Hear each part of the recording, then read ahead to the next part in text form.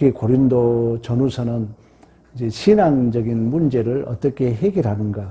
그래서 성찬의 내용도 고린도 전서에 나와 있잖아요.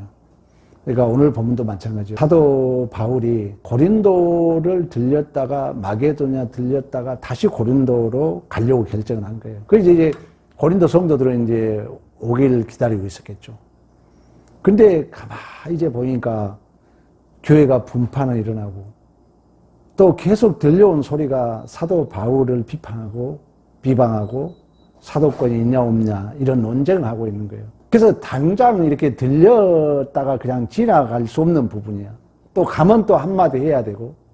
그래서 이제 사도 바울이 고린도를 들렸다가 마게도에 들렸다가 다시 고린도를 가는 것보다도 아예 이제 고린도를 먼저 가는 것이 아니라 마게도냐를 먼저 가야 하는 그런 이제 선택의 문제가 이제 결부된 거예요.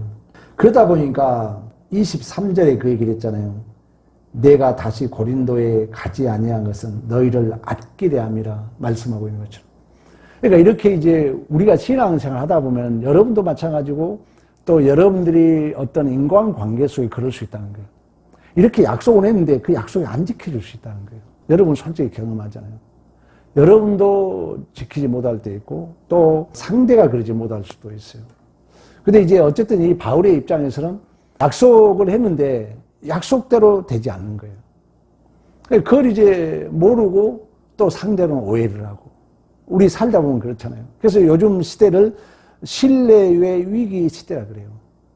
정치형제 모든 인간관계 교회 안에서도 약속이 잘 지켜지지 않고 저도 전도하러 다니다 보면 그런 말을 많이 들어요. 특히 돈 뜯겼다는 얘기 많이 들어요.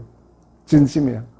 여기 사거리 지나서 저희도 어디 교회 어쩌고 하면서 이제 상처가 돼서 그 교회 나왔고 이런 부분 우리가 해결하고 가야 되잖아요. 성경은 우리 인간이 실력이 있다고 얘기해 없다고 그래요. 없다고 그러거든요.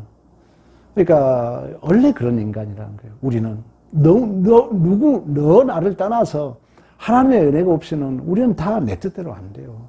내가 계획해가지고 여러분 된 게 하나도 없잖아요. 나이가 먹으면 먹을수록 그걸 많이 느끼잖아요.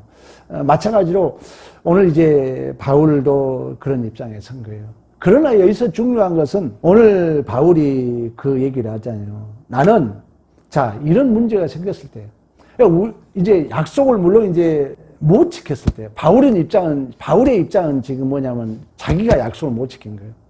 먼저 고린도를 가려다가 이제 상황 어떻게 하다 보니까 다른 데로 갔다는 거예요. 여러분도 마찬가지예요. 여러분도 어떤 약속을 했지만 안 될 수가 있잖아요. 그때 항상 우리는 그 선택을 하나님에게 두라는 거예요. 그러니까 세상적인 오늘 바울이 그 자신을 해명하면서 12절에 그 중요한 얘기를 해요. 우리가 세상에서 특별히 너희에게 대하여 하나님의 거룩함과 진실함으로 행하되 육체의 지혜를 하지 아니하고 하나님의 은혜로 행함은 우리의 양심이 증언한다는 거예요. 이제 해석의 문제라는 거예요.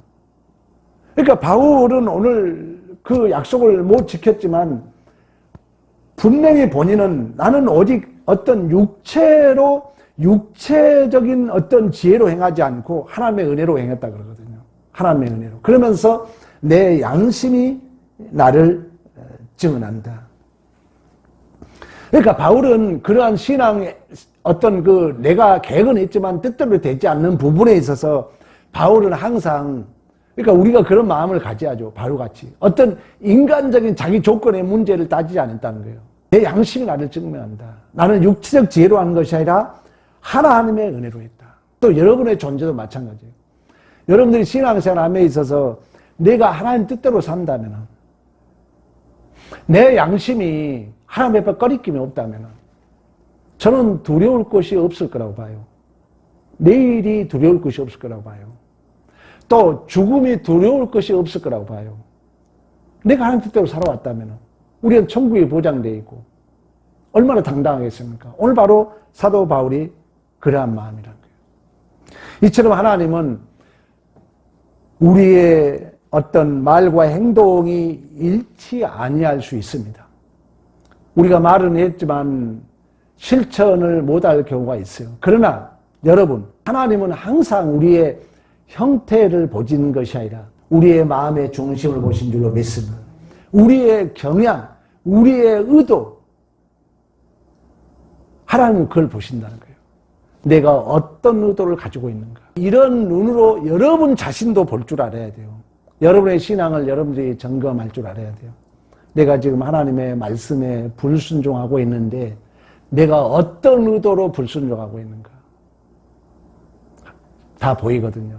내 자신은 내가 잘 알게 돼 있어요. 내가 어떤 의도로 하나님의 뜻을 거행하고 있는가. 어떤 의도로 내가 하나님의 뜻에 순종하고 있는가. 오늘 바울이 한 고백이에요. 나는 항상 하나님의 은혜를 근거에 있기 때문에 내 양심이 보장한다. 너희들이 나를 오해하고 있지만 너희들이 나를 부분적으로 알고 있다. 왜? 우리는 분명히 온전하지 못하거든요. 말과 행동이 똑같은 사람이 있어요, 여기서? 안 됩니다. 왜? 우리는 시간과 공간의 제약을 받기 때문에. 그럼에도 불구하고 우리가 당당할 수 있는 것은 내가 말은 뱉었지만 그 뜻대로 못한다 할지라도 내 의도가, 내 경향이, 내 하나의 목표, 내 중심이, 내 지향성이, 내 양심이 나를 보장한다면 우리는 두려울 것이 없는 줄로 믿습니다. 바울이 바로 그런 마음이에요. 그러나 그걸 이제 모르는 사람들은 오해를 해요. 여러분도 오해를 받기도 하고 오해도 할 거 아니에요. 그 오해할 때나 받을 때나 내가 하나님 앞에 당당하다면, 내 양심이 하나님 앞에 꺼리낌이 없다면 내려놓으라는 거예요. 스스로 내 마음에 상처 주지 말고, 스스로 저 사람 저럴 거야 이렇게 페르소나에 갇히지 말고 내가 자유를 누려야 돼요. 오늘 우리에게 주신 교훈인 것입니다. 그래서 바울은 이처럼 결국 고린도 교회를 사랑하고 고린도 교회를 방문하려고 했지만, 그러나 여러 가지 사정상 갈 수 없었고, 또 가면은 그들에게 상처를 또 줄 수 있고. 왜? 이미 고린도 교회는 바울에 대한 비판과 또 오해를 하고 있었기 때문에.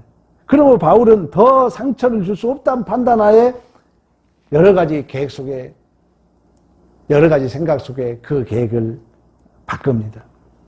그러나 이제 그걸 모르는 또 상대들은 오해를 하죠.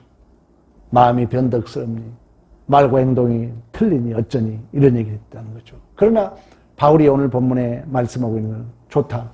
너희들이 오해했지만 나는 혹이라도 인간적인 욕심이나 이기심 때문이 아니라 모든 것은 하나님 앞에 신앙의 양심으로, 내 양심이 나를 보장해 준다. 얼마나 멋진 신앙입니까? 그래서 13절에 이런 얘기를 합니다. 오직 너희가 입고하는 것 외에 우리가 다른 것을 쓰지 않으니 너희가 완전히 알기를 내가 바란다. 우리는 하나님에 대하여서도 장님이 코끼리 잡는 걸로 비유합니다. 하나님을 다 몰라요. 어떤 사람은 코를 잡고 코끼리다, 어떤 사람은 꼬리를 잡고 코끼리다. 우리는 부분적으로 알고 있는 거예요. 그래서 자주 얘기하는 거예요. 그 부분적인 것이 전부로 아는 순간 우리는 죄를 짓습니다. 조심해야 돼요. 그래서 오늘 바울도 그 얘기하는 거예요. 너희들이 온전히 알길 원한다. 14절. 너희가 우리를 부분적으로 알았으나 주 예수의 날에 너희가 우리의 자랑이 되고 우리가 너희의 자랑이 되는 그것이다. 바울은 교회를 향한 마음이에요. 우리가 그런 마음이 있다면 얼마나 좋겠습니까?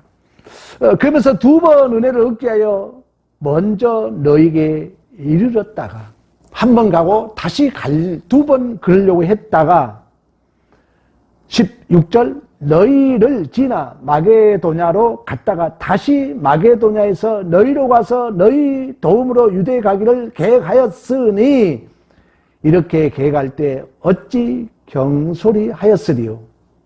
혹 계획하기를 육체에 따라 계획하여 예의하면서 아니라 아니라 하는 일이 나에게 있겠느냐. 반문하고 있는 거예요. 이 일을 내가 경솔한 게 아니다. 내 어떤 육체의 계획을 위해서, 내 육체의 이익을 위하여 이래야 되겠다, 저래야 되겠다 결정하지 않았다는 것입니다. 우리의 신앙생활이 분명히 말을 해놓고 못 지킬 수 있습니다.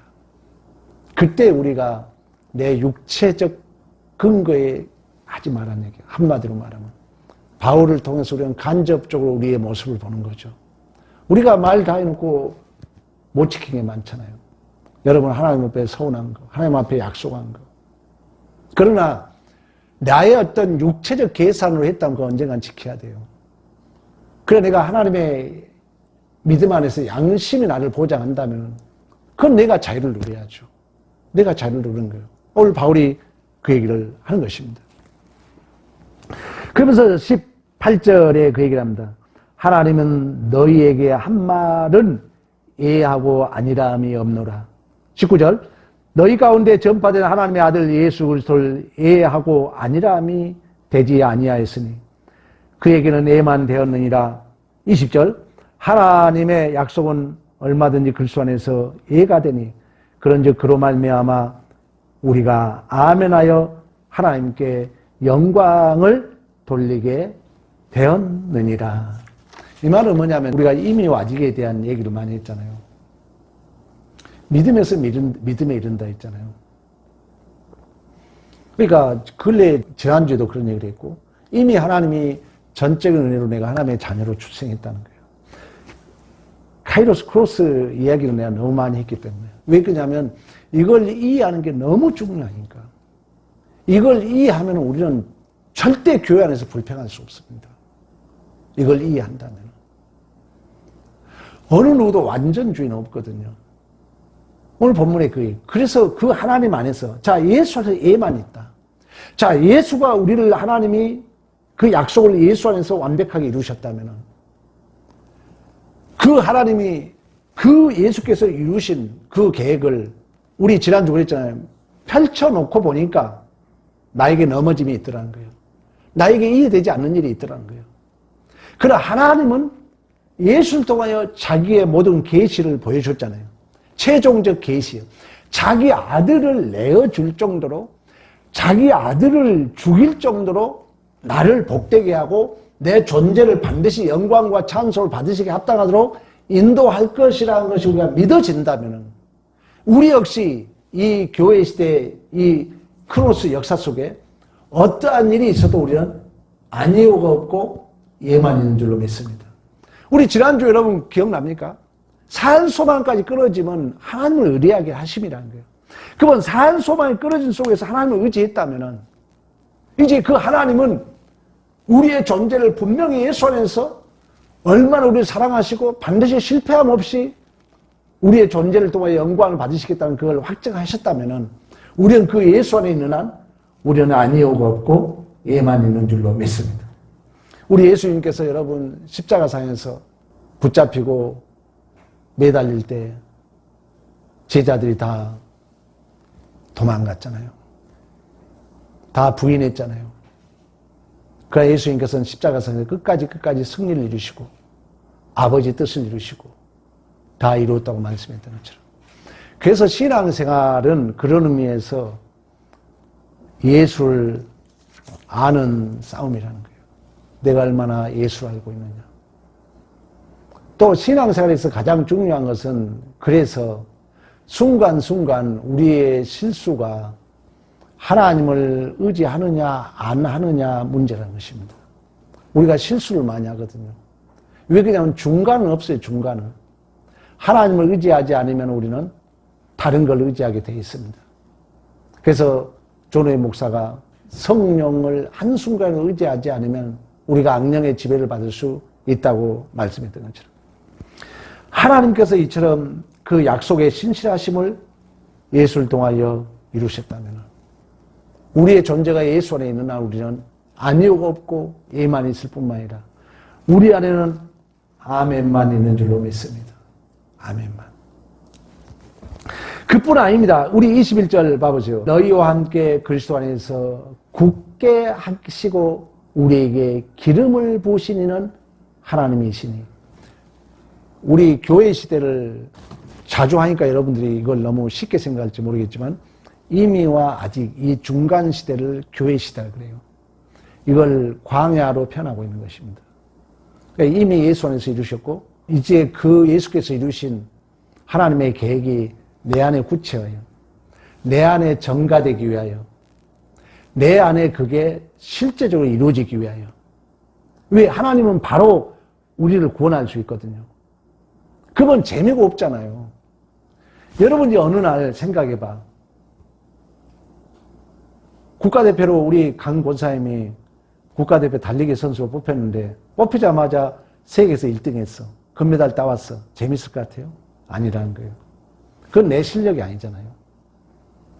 그래서 하나님은 내 안에 예수가 들어와서 내 존재를 통해 예수가 나타나도록. 이건 쉽게 되게 아주 기계적이지 않잖아요. 그래서 오늘 제가 하고자 하는 얘기는 그래서 너 예수께서 이루셨던 것처럼 너 실패함이 없을 거야. 보증으로 너 꼭 붙들고 임마를 약속했던 거 너 꼭 붙들어서 반드시 너를 통하여 내 계획을 이룰게. 그리고 하늘에서 파견된 그 신적 능력이 누구라고요? 보혜사 성령 하나님이라는 거예요. 보혜사 성령 하나님이라는 거예요. 그래서 오늘 본문에 정확하게 얘기해 주는 거예요. 수없이 반복했지만 오늘 다시 한번 얘기해 주는 거예요. 그래서 자 21절 그 얘기를 다시 한번 봅니다. 우리를 너희와 함께 그 전에 20절에는 자 하나님의 약속이 예수 그리스도 안에서 예가 되니 그런즉 그로 말미암아 우리가 아멘하여 하나님께 영광을 돌리게 되었느니라. 그래서 여러분들이 신앙에 적용을 하자면은 제가 엊그저께 목사님 장인이 돌아가셔가지고 정업을 갔어요. 이제 교회 차로는 너무 피곤할 것 같아가지고 용산에서 열차를 그 장로님 표를 끊었더라고. 그래가지고 끊어서 갔는데 올 때 보니까 퇴근 시간이 되니까 좌석이 없는 거예요. 좌석이 없어가지고 서서 온 거예요. 그 이제 서서 올라고 이제 열차를 타려고 이제 왔어. 저녁 5시 45분 차인가? 45분 차인가 이제 표를 입석을 끊어가지고 이제 타려고 하는데, 그래가지고 이제 게이트에 이제 열차 타려고 내려가는데, 이 장로님이, 목사님, 좀만 기다리세요. 좌석 빈자리 있을지 모르니까 자기가 표를 바꿔보겠다고 올라간 거야, 다시. 근데 차가 왔어, 한 대가. 아니, 45분 차인데, 거짓말이 한 40분인가 35분 쪽에 차가 온 거야, 열차가. 그 나는 뭐 표가 차 몇 번인지 모르고 둘이 아마 그 표를 바꾸겠다고 그 장로님이 안 올라갔다 우리는 그 차 타버렸으면 딴 데 가버렸어. 여러분 열차 나도 이렇게 이용을 안 해보니까 꼭 열차 번호 알아나겠더라고. 불과 5분 차이로 온다니까. 5분 차이로 오기 때문에 분명히 그 장로님이 그 표 바꿔보려고 안 갔더라면 물론 못 바꿨어요. 그래서 서서 왔거든요. 근데 그 장로님이 거의 안 올라갔더라면 우리 둘 다 왜 번호를 남발을 봤는데 잘못하게 되면 차가 5분 간격으로 시간 차가 있다니까. 그러면 우리 같으면 이제 나이 60 넘으니까 이 차 같다 타버리지. 그 엉뚱한 데 가볼 뻔했다니까. 근데 내가 그래서 막 전화했지. 장로님 빨리 지금 차 왔다고 지금 차 따라한다고 그랬더니 목사님 45분 차에 기다려. 그분은 이제 열차를 타봐가지고. 그래가지고 내가 깨달은 게 그거예요. 야, 참, 이 하나님의 기가 막힘. 나만 조급한 거야, 나만 왜 안 내려오냐고 막 전화하고 차 떠난다고 큰 소리 쳤지.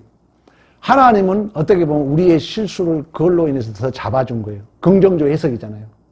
둘이 엉겹게 이 차 갔다고 타버렸지. 그럼 우리 딴 데 가버렸다. 서울 와야 되는데. 나 그걸 경험하면서 여러분, 하나님은요, 내가 조급할 뿐이에요. 내 생각이 앞설 뿐이에요. 하나님은 모든 역사를. 그래서 의인은 뭐로 산다 했어요? 믿음으로 사는 거예요. 믿음으로 사는 것입니다. 그래서 바울이 오늘 본문에 나는 이러한 말을 하고 실천을 못 옮기는 부분에 있어서 여러분도 그래야 돼요. 육체적 지혜로 하지 않았다는 거예요. 여러분 이 얘기 생각하면 사울하고 누가 생각합니까? 사무엘이 온다 했잖아요. 안 왔잖아요. 그때 사울은 마음이 조급해서 육체적으로 생각하죠. 자기 마음대로 제사 지내버리고 결국 이제 자기 생각에 앞서서 하나님으로부터 버림받잖아요. 그런 것처럼 하나님은 예수 안에서 우리의 구원을 확증하셨고 우리의 실수, 우리의 모자람, 우리의 약함을 아시기 때문에 임마를 약속했던 것처럼 오늘 다시 한번 봅니다. 22절에 그가 또한 우리에게 인치시고 보증으로 우리 마음에 성령을 주셨느니라. 하늘에 파견된 성령이 우리를 보증해 준다는 거예요. 여러분, 신앙이 여러분들이 조급한 건 믿음의 문제입니다. 하나님은 절대 우리를 실패함이 없는 거예요. 단서가 있어요. 말씀을 듣는 한. 우리 자녀들도 마찬가지예요. 말씀을 안 들으면 어쩔 수 없습니다. 왜? 말씀이 성령과 함께 우리를 적용해 주기 때문에. 말씀을 듣는 한 실패함이 없는 거예요. 그래서 여러분들이 자녀들에게 이런 말씀 한마디라도 전해주는 게 중요하고, 문제는 뭐냐면 앞으로 이제 우리가 걱정된 것은 말씀을 안 들으려고 한다고 우리 모두가 아파해야 됩니다. 그런 얘기 있잖아요. 이제 생각을 하지 않으려고 한다는 애들이. 우리는 전부 나를 소경으로 만들어버리는 영상에 빠져 있는 거예요.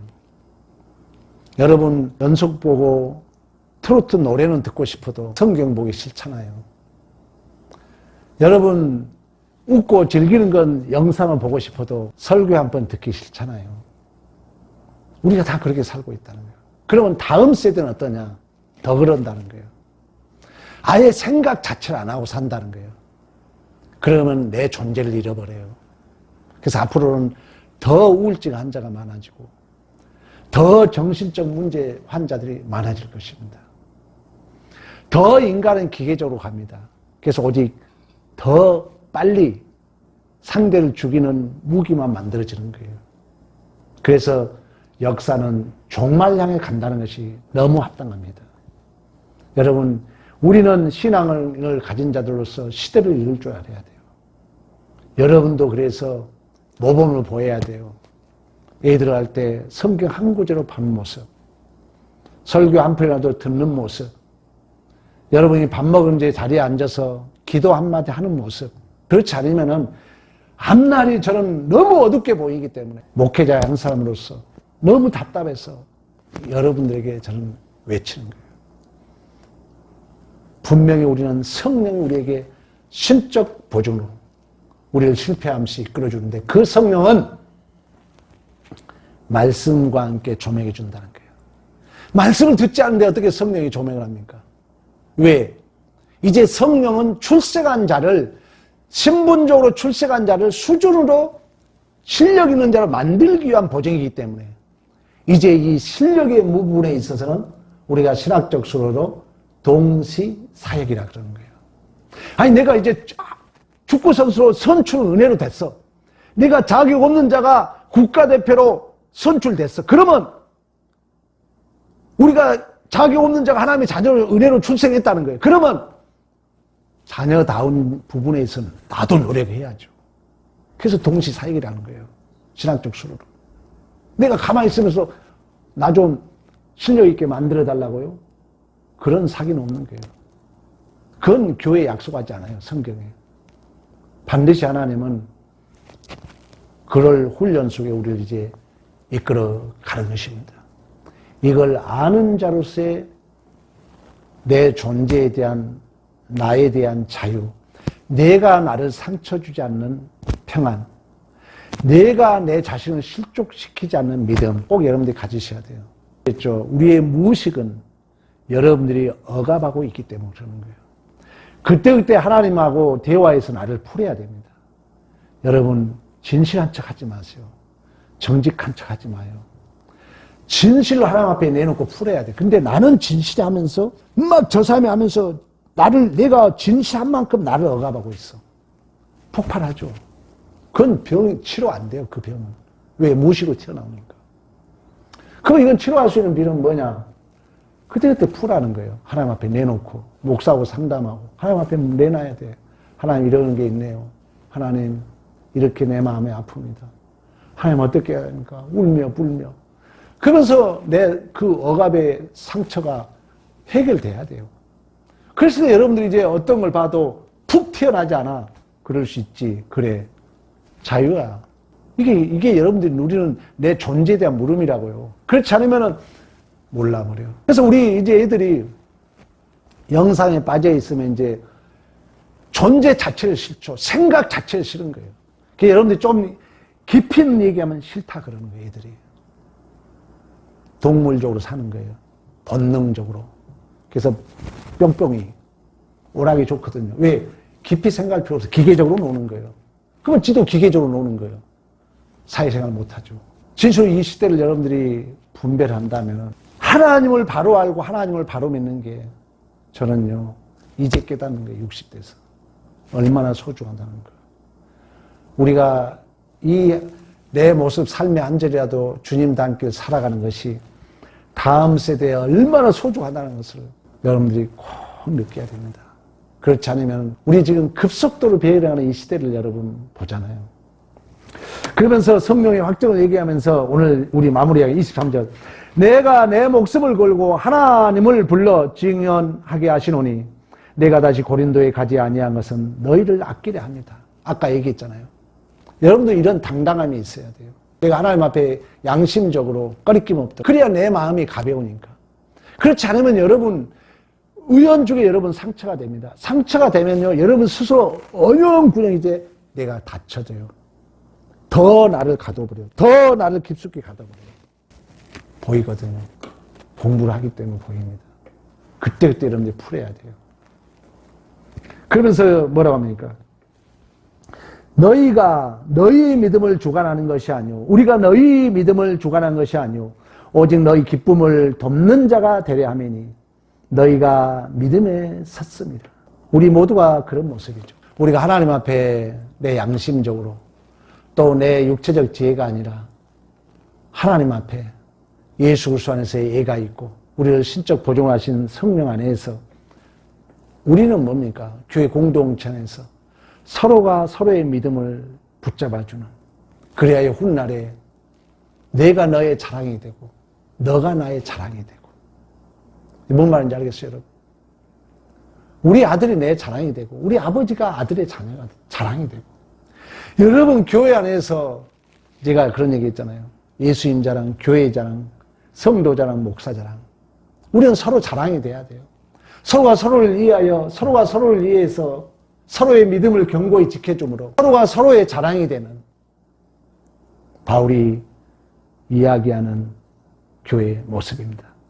여러분 바울은 많은 오해를 받았지만 아니오가 아니라 하나님의 신실하시고 진실하심은 이미 예수 그리스도 안에서 확정되었고 아직 이 교회 시대에 우리의 연약함이 있지만 하늘에서 파견된 성령 하나님의 보증으로 예가 되심을 선포하고 있습니다.